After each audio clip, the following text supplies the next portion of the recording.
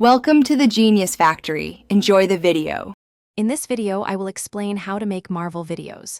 First, let's plan your project. Begin by clearly defining your video's concept and who you want to reach. Decide on a specific Marvel character or storyline to center your creation around. Then, outline the narrative structure, identifying key scenes and plot points.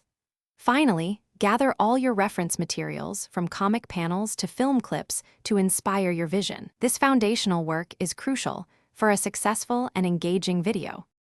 Now, let's move into scripting and storyboarding. Write a detailed script that includes all dialogue and action descriptions, ensuring every moment is accounted for. Next, create a storyboard to visually map out each shot and sequence, helping you see the flow. Carefully plan your camera angles, transitions, and any visual effects you intend to use. This meticulous planning ensures your story flows logically and keeps your audience captivated from start to finish. With your plan in place, it's time for production and editing. Begin by capturing or creating all your visual assets, whether that's live-action footage or intricate animations.